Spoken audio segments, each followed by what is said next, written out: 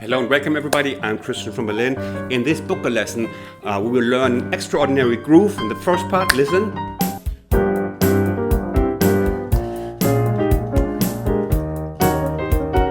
And in the second part we will exploit these chord changes and apply them to the regular left hand and give it a different form also.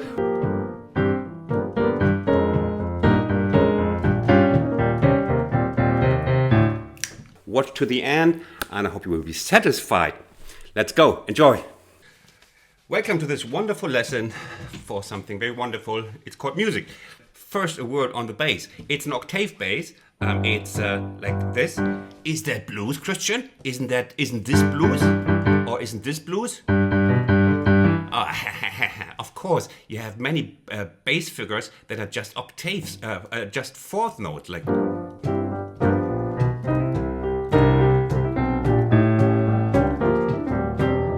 He's a specialist booker with the 8th bass. He's very versatile with this. And we have a look at the chord progression. We have the G7, one of your favorites, I figured. And we have the strange B flat 7. And we have the B flat 7 here, so you see it better. And we have the E flat 7 and the D7. If some of them you know already. You know the E flat 7. The D7, of course, you know as the dominant of G. No thinking about that one, but we have that E flat 7 also as a chromatic downfall on D7, like the chromatic downfall of the Roman Empire here. So what is the B flat 7 doing here? The B flat 7 is the 3rd degree of the blues scale. You see, that's how it comes in. It's the 3rd degree of the blues scale, and it becomes more prominent in rock music. But we have blues already earlier that have the minor 3rd, so the 3rd degree in the blues scale. So that's the connection, and the B flat 7 is also the dominant of the E flat 7. So we have a very logical movement.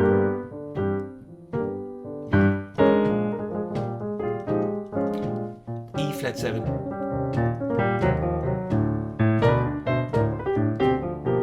And if you listen to it a couple of times, it feels quite natural actually. So now we have this explained you the chords of which we are doing this.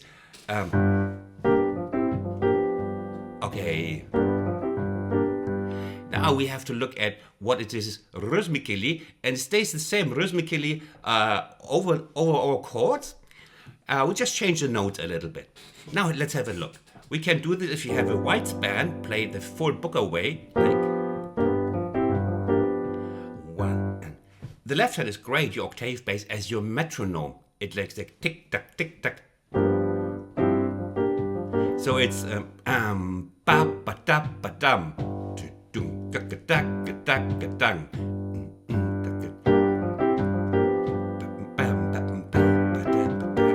Do it with me. If you cannot grab this, if that's too hard for you, don't overstrain, because you might get a. No, it's not. You can play it also with the G7, with the G. Okay, so it's also good. So once you got the rhythm figure, then the half the rent is earned already. 1 and we use the thumb either here or there as a rhythmic counterpart.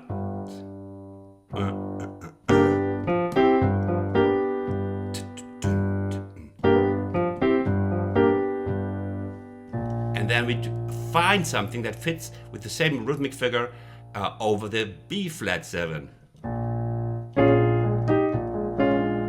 That sounds great. We will do that. Sounds very bluesy. And we have our thirds that you know already, the royal thirds, in B flat 7. You see? Get to know these. You know, these are our, which you know from my other tutorials. Hopefully you're a subscriber. Then you know all the terminology. So, we can do the up or downwards. Or so we stick to the down. 1 and 1 and. We try try to make it as fat as possible, we take also the D. Again, we have the thumb as the rhythmic counterpart.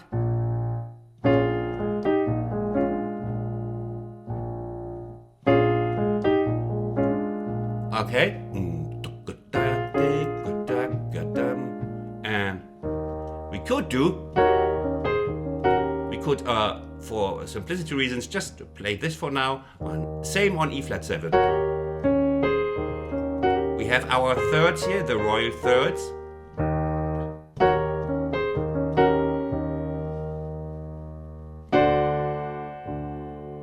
And we arrive on the D7. And we play it.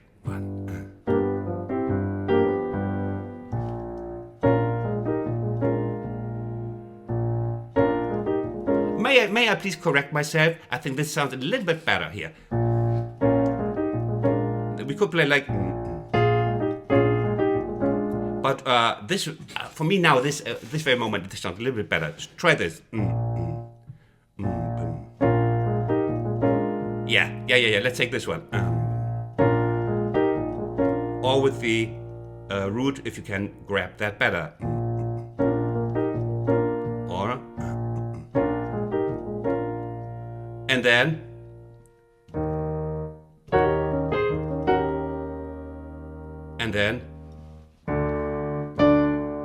we make we play something else. We just read that.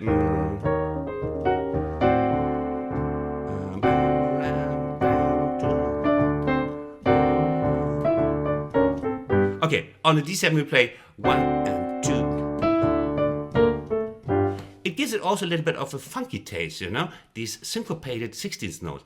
1 and 2 and 3 and 4 and 1 and 2 and then we play our old school thirds here.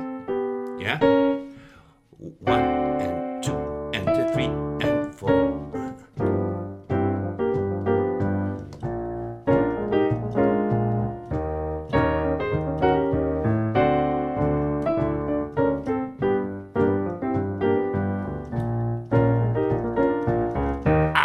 Something new, Christian. What did you do here? We could connect the bass from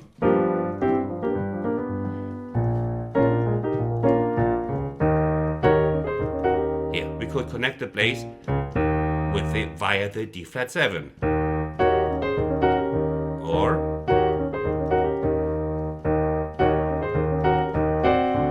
you can anticipate the D7. You can also play it like this if this is too hard. Here.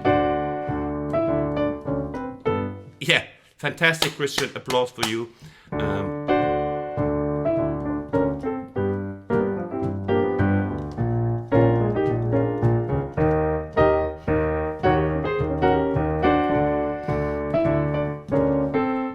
Yeah, just about managed. Thank you.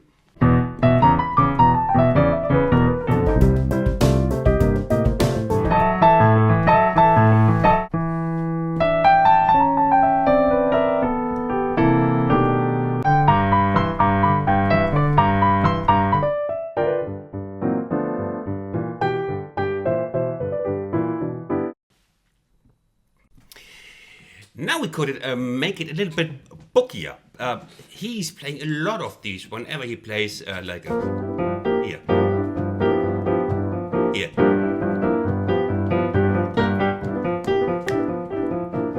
And they sound so fluffy and nice when he plays them. So let's see if we can find spaces here to play this. Yeah. Well, hold on.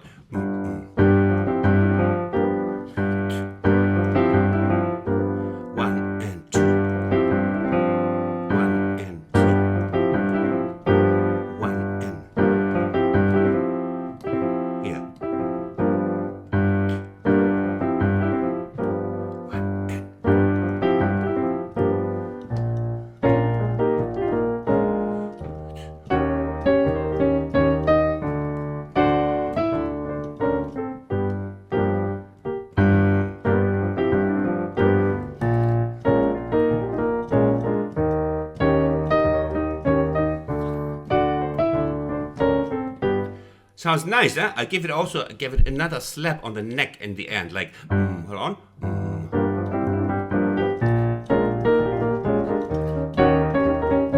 can do a lot of stuff with that, just with a little added note somewhere in between. Let's have a look.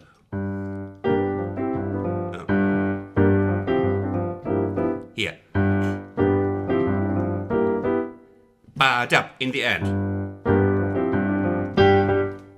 Just this dot dot, any note will do.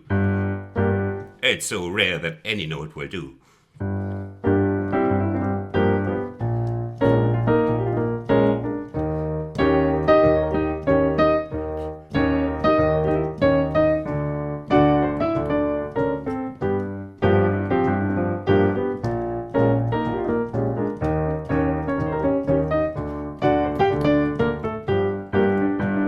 So now,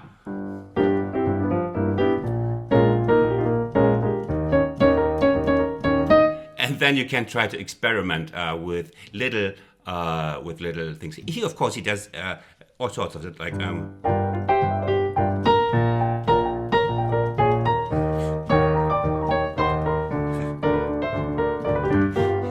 just improvising now. So he's, of course, he's moving then. He does all sorts of dirty, illegal stuff.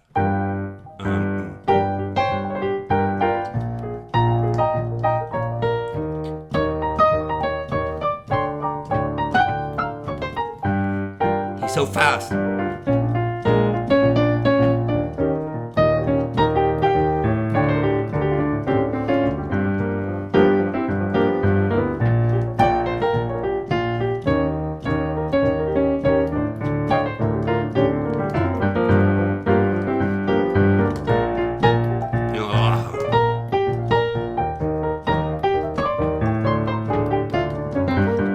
And so on.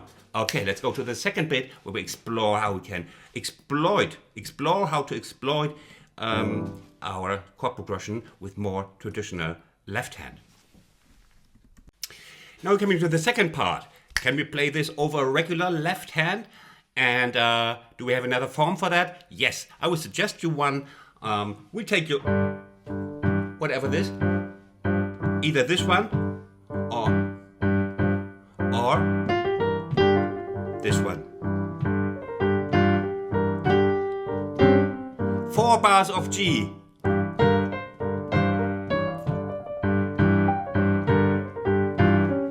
And now, B flat 7 and D7. And if you want so, we put at the turnaround, we put the E flat 7 and the D7 in the end. And it's everything you could play in the previous part, you can play now as well. And just, it's a different form for you to jam around. Just 4 bar C. I play a little bit, and you will see how simple it is.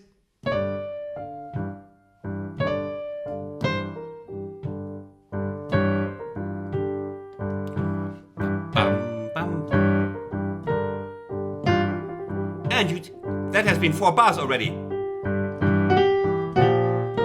That sounds great. The G here I found.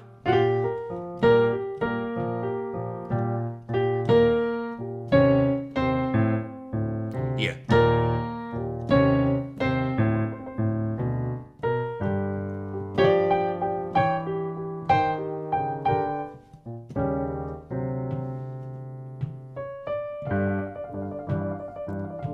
Use octaves, use rolls, use what's that? I cannot talk while I speak. Great. Drone lick. Drone lick with the 8th and the 7. Okay.